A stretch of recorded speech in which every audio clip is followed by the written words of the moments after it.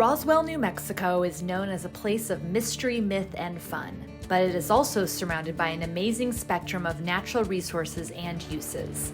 Today, this area is getting a fresh look from conservationists and industry alike as a home to both clean energy projects and legacy oil and gas development.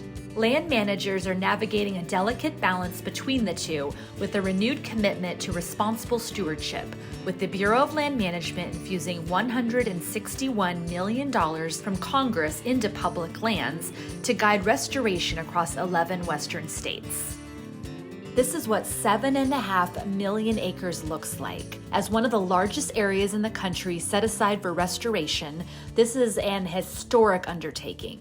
BLM is building on 20 years of local know-how, targeting grasslands in the Lower Pecos River watershed. The landscape is also home to the Mesquite Sands, where BLM's multiple-use mission is showcased by keeping cattle, energy, and recreation sectors all thriving to benefit the public.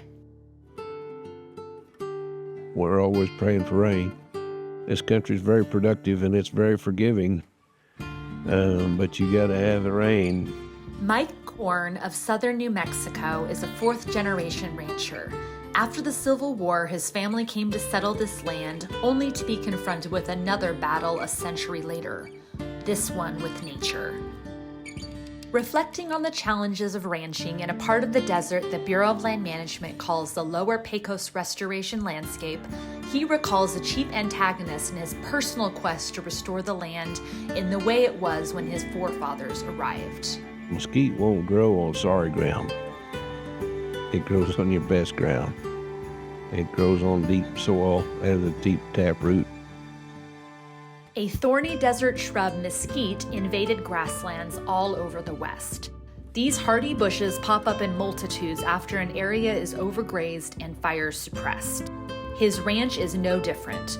Over time, this plant took root and made it difficult for livestock to find the grasses needed to survive. Where the mesquite is, a lot of those places, there's grass there. It's coming up. Most of the livestock won't get in there and graze it because of the spines. So when you kill it, grass has more of a chance of flourishing, and next thing you know, it's populating. It's unbelievable. Removing mesquite and other invasive plants is a top priority. The Bureau of Land Management began partnering nearly 2 decades ago with industrial, state, and other federal agencies to prioritize its removal from the landscape. Partners like Matt Mathis at the Center for Environmental Health Monitoring and Management connect all of these together. The whole goal is to keep this project running, keeping everybody working, keeping conservation alive and doing what we're doing, but also keeping oil and gas alive, keeping the ranching industry alive. I mean, that's part of this landscape, that's part of this area, and we don't want to change that.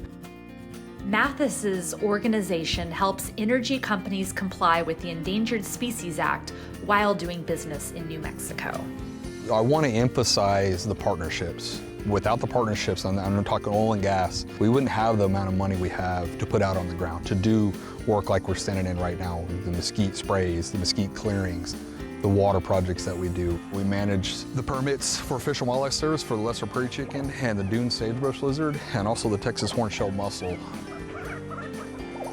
Collective efforts like these to restore the land and protect threatened species often end up creating biologically diverse grasslands that flourish across the landscape.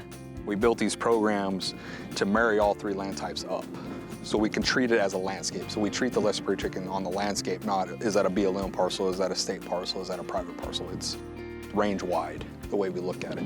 So we don't look at colors, we treat it, is that good habitat? Okay, good, then let's treat it as such. That's how kind of the program is set up. We took a lot of the BLM's resource management plan amendment that the Carlsbad Field Office put out in 2008. We were able to take what BLM was doing and mimic that, but we were able to take it to state and private lands.